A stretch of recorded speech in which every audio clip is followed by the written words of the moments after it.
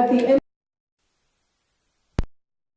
collect them, or if you need to send them in later, she'll disclose that, and then I can brief you on that later on into this program. But thank you. I will turn the time over to John Pearson, who will open up the meeting as the incident commander, and then we'll go from there.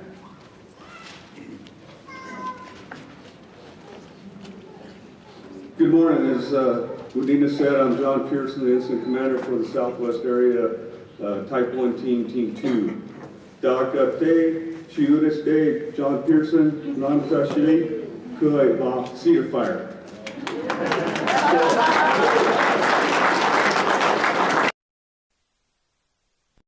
Anywhere we go in the nation, you know, one of our jobs is to build relationships with our communities that we're involved with. So I'm trying to learn some culture for the White Mountain Apache tribe, as well as, you know, the affected communities beyond the fire. So we got mobilized here on the 15th of June and took the fire on the 16th of June in the evening, around 1800. That time there was a significant wind event fire driving towards the communities with the values at risk, with Cholo, Pinetop, Lakeside, Honda, McNary, other values on the tribal lands associated with natural resources, primarily timber sales, special areas, etc. You know, yesterday was a significant event, as we all can see by the firestorm that occurred, with the instability that we had in our atmosphere and weather conditions. You know, pretty much all day long we saw significant fire growth. Prior to yesterday, the fire was approximately 13,000 acres. As of last night, the fire basically doubled, with the primary movement to the southern area near Cedar Creek on White Mountain Apache tribal lands. So, you know, currently that's about 26,000 acres.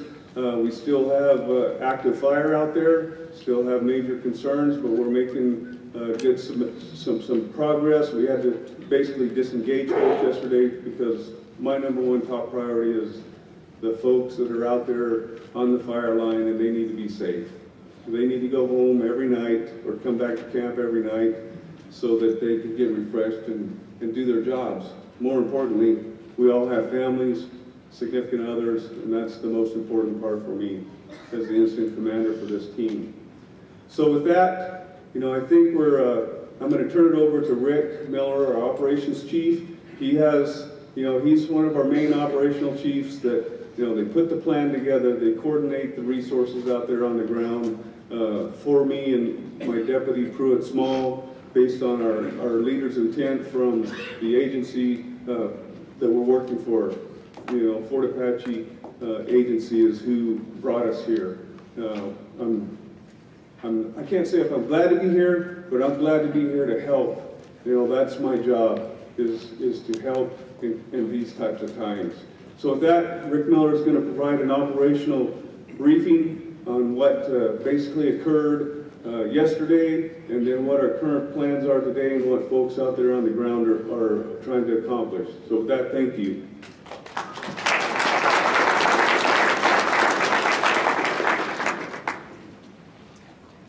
Okay, good morning, Rick Miller, Operations Section Chief, and what I'm going to really give you a good idea of what transpired yesterday and through the night, and what we're doing today, and kind of the future plans that we're looking at this point. First off, I want to apologize for y'all in the back. I'm sure you're not going to be able to see this map up here, so I'm going to probably speak in pretty general terms, and I'll be available afterwards if folks want to come up and I can talk more specific about some of this. So first off, yesterday we had a northwest wind all day, and the fire burned to the south to the tune of about 6.5 miles. So that's a pretty significant event that transpired yesterday. And that continued into the night. The fire was actively burning until about 2 o'clock in the morning last night, and that's really pushed the fire down towards Cedar, the little communities in Cedar Creek there. So that sets the stage for the largest amount of growth that we've experienced to date on this fire. And as John alluded to yesterday, with that kind of fire activity, we pretty much had to move people out of the way yesterday. We did along the north end of the fire. We still stayed engaged. We made sure that we held the lines that we had already put effort into, so to keep the fire from moving any further to the north. But on the southeast sides, we had to pull everyone out of the way. So fire kind of just did what it was going to do yesterday. Going into the late afternoon, when things started to moderate a little bit, we had people out looking for contingency stuff. We did take some action last night that I want to talk about right up in this area right here. There's a Fott Ridge, if any are familiar with that area. That was looking like a weak spot in our line after yesterday's events, and so we did some actions in there last night to keep the fire from moving to the north and east today or tomorrow with the south winds. But the majority of our focus last night and even today is down on the southern end around the Cedar Creek communities and over towards the Highway 73 junction area to make sure that we're protecting the community of Carrizo in that corner down there. And then as well on the eastern side, there's a lot of country out on the eastern side of this that the fire could grow in the next several days or even week or so, if we're not really out ahead of it on that eastern side, and that there's a lot of effort going into that as well today. With the fire activity, we've had to back off a little bit farther than we did the other day. We were pretty close to the fire for the first several days. We were within a mile and a half of the main fire's edge. We're probably going to back off to 2.5 to 3 miles or maybe even farther to make sure that we're in the right spot, that we have enough time that we can react appropriately to how the fire is burning as we go into the next several days. So as a point of note, we were monitoring the fire as it was burning south towards the communities there in Cedar Creek last night, and we're in contact with the tribal police, and we had that communication about when and where we needed to trigger a pre-evac for those folks there. That did occur this morning, and we are communicating with them and making sure that we have the right action plan in place as we go forward to today and for that area. Thank you. And once again, I'll be available for some more specific actions up here afterwards if you guys are curious. Thank you.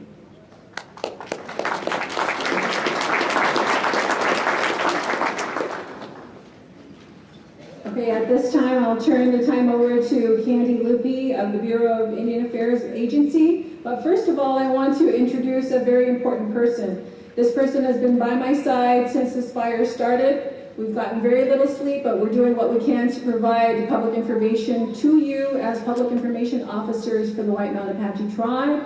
And that's my counterpart, Jerome Casey. He serves as District 4 Tribal Council, and he's also the public information officer. Jerome, thank you. And I'll turn the time over to Candy at this time.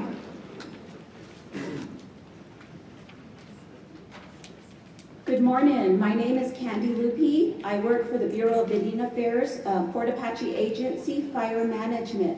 I serve as the agency's public information officer, and so many folks have probably been getting emails from me previously, so now you can connect a name with the face. I think I've been getting that a lot.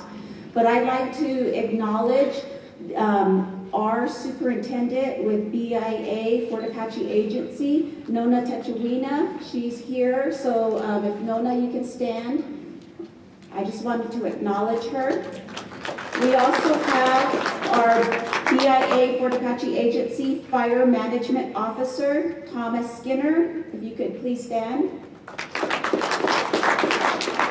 And so those are my boss. So I have to acknowledge them. But I'd like to thank all of you for coming, and I'm just overwhelmed with the community here. We have so much, here on the mountain, we're all one community. And when it comes to times in need, we all come together. We share this community here in the Great White Mountains, and we're all very proud of, this beautiful land that we live on.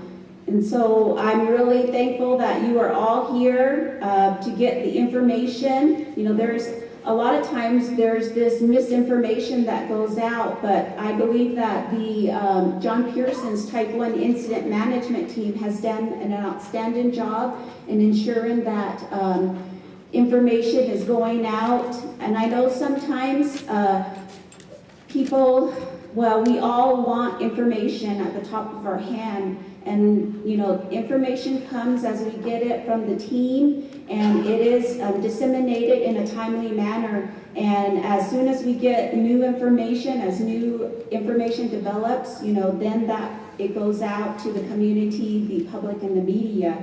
So I just wanted to emphasize that.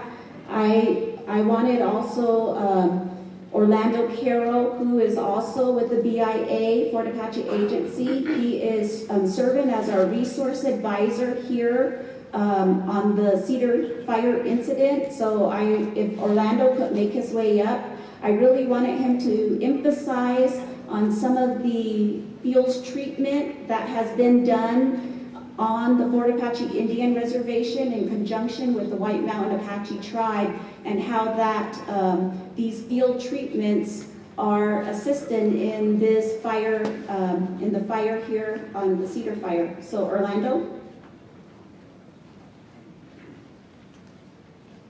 Thank you, Candy. I want to thank everybody that's here today to participate in this public session.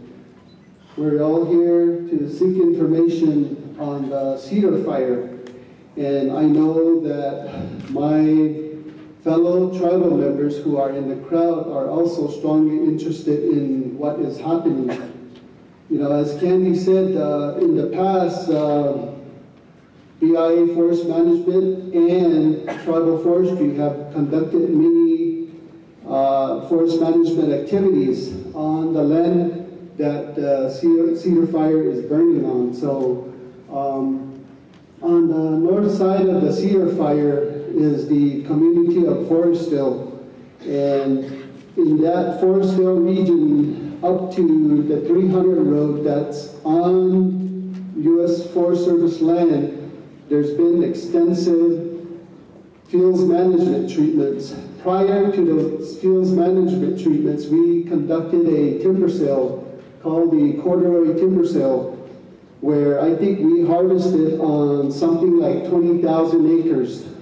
And so when you look at history in the area, that was very helpful in the progression of that fire to the north. And so many thousands of acres have been treated on the Fort Apache Indian Reservation. I think in many ways, that has helped control that northern portion of the fire.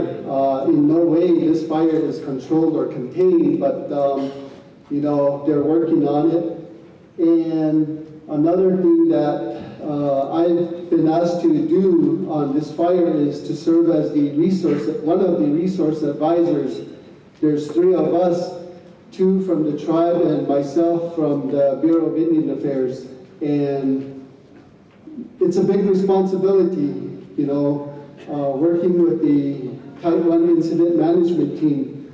I see John Pearson and his staff have been very good to work with, and they have listened to our concerns and issues regarding potential impacts on cultural and natural resources. There are many cultural and natural resources throughout the area, and so it's important that we have advisors keeping track of those type of things within the fire region, and so we get ahead at times to identify them and then seek potential ways to help protect those. And the team has been very good at helping us in that way. And so I want to thank IC Pearson and his staff for the job that they're doing for us. And I believe that, there's other types of activities that have happened adjacent to the fire or within the fire. There was also timber stand improvement projects that were done. And whether they help to slow down the fire, we don't know yet. We haven't had the opportunity to go evaluate. And so, it's important for us to share this kind of information with the public. Thank you again very much, and I'll turn the time back to Wendina.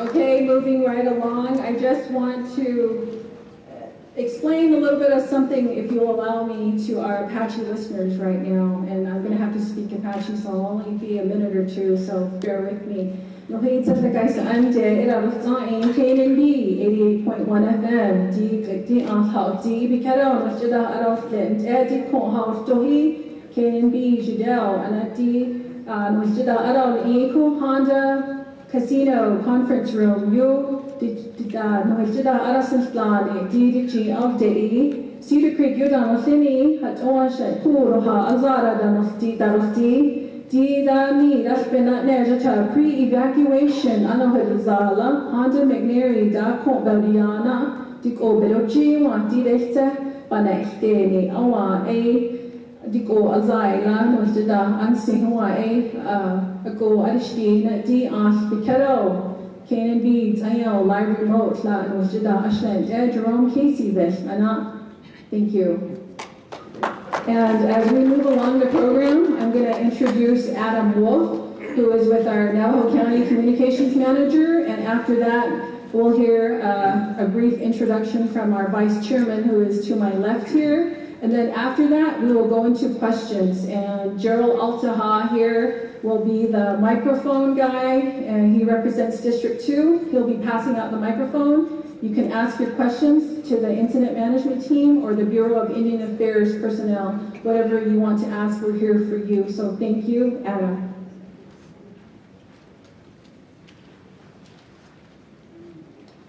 Thank you, Glendina, and thank you for everyone who came out today. We really do appreciate your desire to get information, and we're doing all we can to keep you up to date and informed about what is going on. As the previous PIOs have stated, when we get information, we get it out as quickly as we can. We understand that sometimes we don't have the information as quickly as you want, but please bear with us. We are doing all we can to get that information to you. From the Navajo County Emergency Management perspective, we've been doing a few different things in conjunction with the White Mountain Apache Tribe, as well as the Type 1 team and all the agencies we do have here. We've been coordinating a lot for potential evacuation sites, transportation for people who may need it. We run that through our Emergency Operations Center. So as was updated, in the Cedar Fire information pamphlets you have, it is not the Round Valley Dome if potential evacuations do occur for Cedar Creek. It will be Eager Middle School, which is at 126 West 2nd Street in Eager. The other update we have for evacuation areas potentially is if people get evacuated north, we are changing from Snowflake to Holbrook. So that evacuation site will be in Holbrook. But again, cannot stress this enough, we are in pre-evacuation only in Cedar Creek, and we are in pre-evacuation only in Sholo, Pinetop Lakeside, McNary, and Honda. And the reason we are still in pre-evacuation in these areas is, as was explained, this fire still presents a significant threat to those communities. So we are asking that you stay alert, you stay prepared. The wildfire has shown that it can really change and be sporadic. So please stay prepared. It's hard to predict where this fire will go. So it is very important that you do stay prepared in case that evacuation does occur. If it does, we will do all we can to provide the services you need, and we of course will keep you well informed if that evacuation notice does have to come. Please keep in mind we are doing all we can to protect you. You are the most important resource we have. We want to protect your property, we want to protect your homes, we want to save as much of the forest as we can. But our number one priority is safety for you, for the fire crews, and for everyone in this community. For many of us, this is our home too, so we are concerned. We are moving forward, we are working together as a group to do everything we can. One other just public service notice, we have had some groups arise that are potential scammers or non-affiliated services asking for donations, asking for things like that. At this time, we are not asking for volunteers, we are not asking for donations. If you have a group saying, we're with the Red Cross, we want these donations, that's not official right now. If that changes, we will let you know. But as of right now, we are not asking for volunteers or any more donations. And that's all I have from Napa County.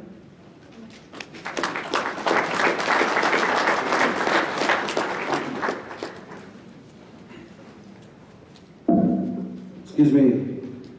Good morning. Good morning. Good morning.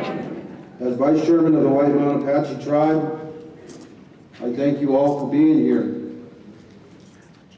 Earlier, we talked a lot about the safety and health of all people here on the White Mountains. That's important.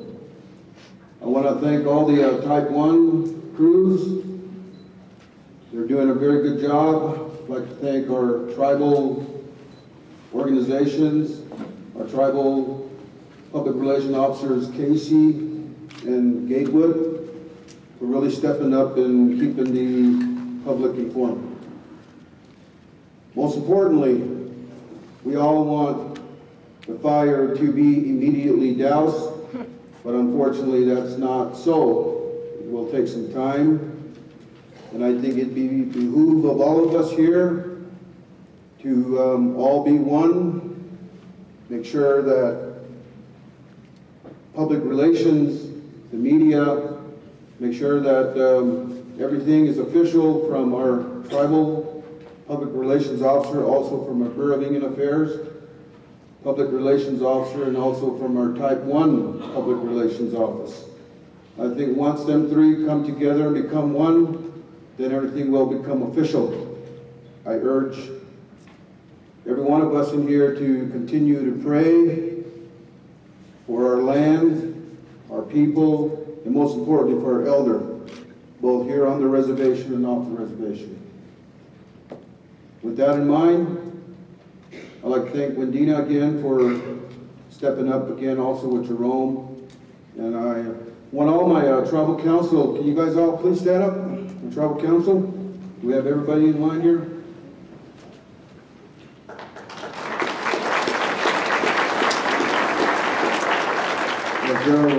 Thank you, Wendina. Thank you, everyone. Just as a reminder, that Ready Navajo County form that was passed out, once you have that filled out, please turn that into your local fire station. They'll know to turn it into our Navajo County Emergency Manager, Mary Springer, who's here with us. Mary, you want to wave at the crowd? And now we'll go into our questions. Who has a question? And then our incident commander and team will be able to answer your questions. I'll turn the time over to them. Thank you. Thank you very much. Could somebody give us a AM, FM radio station that we could listen to that would possibly put out the information on immediate and what's going on with everything? And is there a dedicated TV channel dedicated to that information? That's my two questions. 95.7 is one, and that one, Rewind 108. Rewind 108 FM. iTalk 106.7 FM. iTalk 106 FM. 106.7. Oh, 106.7, I apologize. That's 106.7 FM iTalk. White Mountain Independent website? And White Mountain Independent has a website that you can go to their website, and they have links there. This will be recorded, and you can watch that anytime, or you can refer it to your family, wherever they are that are asking about the White Mountains. They can watch this broadcast today on that link on White Mountain Independent. So thank you, and next question. The follow-up was, thank you for that. And if those of us that are on pre-evac, what would be the first thing we would listen to? The radio station, the TV, or what? Radio.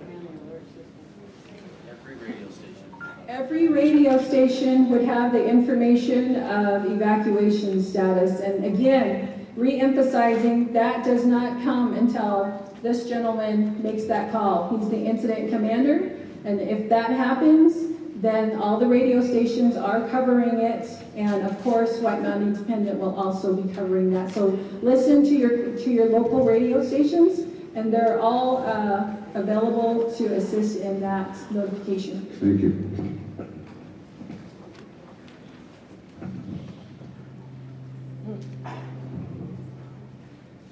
This is for Rick. Is the fire still pretty active on the south end, and where are the lines that you are working on that that you said you were working on about 2 days ago? Okay, so yes, the fire is still very active on the south end. It burned actively till very early in the morning, and first thing when the sun started hitting on it, it started heating up again. We are putting some lines just directly south of that. We're opening up and prepping the road that we started burning last night to keep it from going further south towards the Cedar Creek communities. And then as well, we are starting down some road systems a little further to the east. And as well, we're making sure that as a last defense, we can hold it to the east side of 60 and the north side of 73.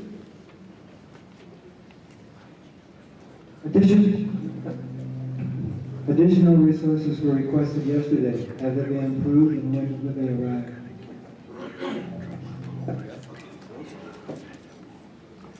Yes, we received our additional resources, and just to summarize what we got 21 crews, 7 helicopters, but 2 of those helicopters are, on standby for also initial attack activities.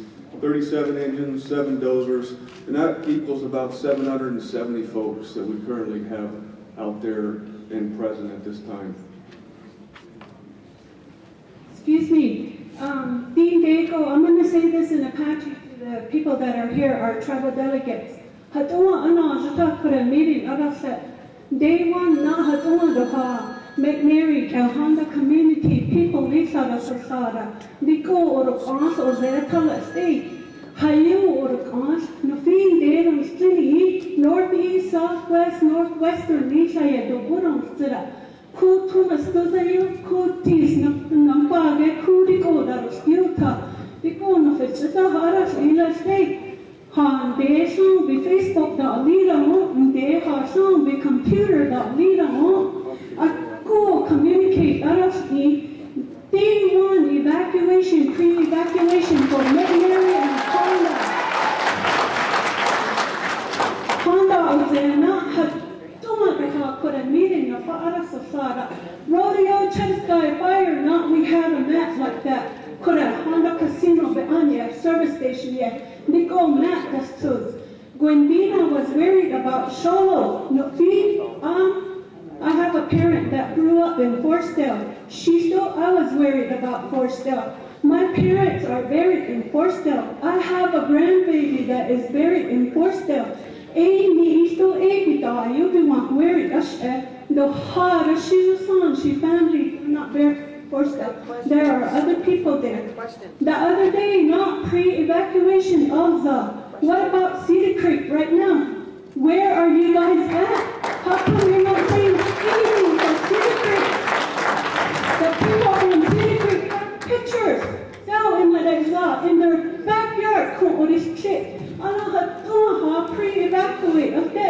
How come no email has been put on the tribe's email to say you people from Cedar Creek that live in Cedar Creek need to go home. You need to be ready. Good afternoon. He could have.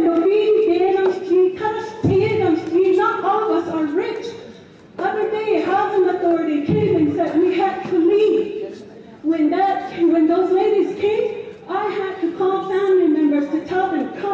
help me move out of my house. Not all of us have access to that. Don Jonah, no fee, in day, bosses, you are a councilman for District 4. District 4 is Honda and McNary too. The Sholo, Honda, McNary, I have a councilman right here. He should be informing his people in Cedar Creek. He's here today. Come on, that's the green band on skinny food on the fat burner. I don't know if it's sick. Don't we help make Cholo. We help make Pine Top. We help make Lakeside. Every 2 weeks when we get paid, where do we go and spend our money? Why, remember IHS people go up here to spend money to make this a community, a city for Cholo. Anna, what about us? Anna, I've been at the house. Free evacuation, Steve. Nasitan. I had a little boy that stopped me in the neighborhood. Are you being evacuated too, Steve? If we get evacuated, Hayurikai, where are we going? He didn't know. I told him, we were told we were going to go to Snowflake. What about that brush fire that took place in between there? If we were to go on Hayuri, Carrizo, Yui, what have you done for the Carrizo people? Who is going to help those people from Carrizo? Not all of them are well off. I have family from Carrizo. Carrizo, yet come I've been living up here at McNary. I went through this with the rodeo Chescott fire too. When the staff from housing came, they didn't know. What do we do? What do we put on our doors? What do we put to say that we did leave? Oh, I'm really sorry, but that wasn't discussed in the meeting. Really? Come on. Anybody make a response to you at this time? As PIOs and as people who work with the tribe, we have standing and have been a big part of this team. There's a lot of running parts to this. Every part has to run smoothly. Carrizo, Cedar Creek, pre-evacuation of AE, Donna, Pool, radio, be cut 6 times, be cut my lessons, We've been on Facebook, we've been on the radio over 6 times yesterday. Myself and Wendina as PIO have been on the radio and have even did a mobile. We did so many mobile communications with KNB throughout the duration of yesterday. Council members are here because we want to be a part of what the community thinks and with the questions that they do have. There's a lot of stuff to this. We cannot meet the demands of every single person. There are 17,000 tribal members, but we cannot meet the needs of every single one of them. We have been out there to introduce to the community what's going to be happening. We have been going out there and letting the people know. The Emergency Operations Center has also been in effect as well. So when these things do happen, should evacuation happen, that's when we're going to initiate these things. But in the middle of all of it, we cannot start mass chaos because that's going to hurt more individuals than it will save lives. Thank you. Just to clarify for you, Cedar Creek did not go into pre-evacuation until this morning. That was at 8:30, and I understand you're upset. I sympathize with you, but this was a meeting that was already established by our members here. That's how we run the operations. And they were invited to come here, and they also are welcome to listen to the live radio broadcast on KNB. So they are listening, and we're open to going to KNB later to do another broadcast.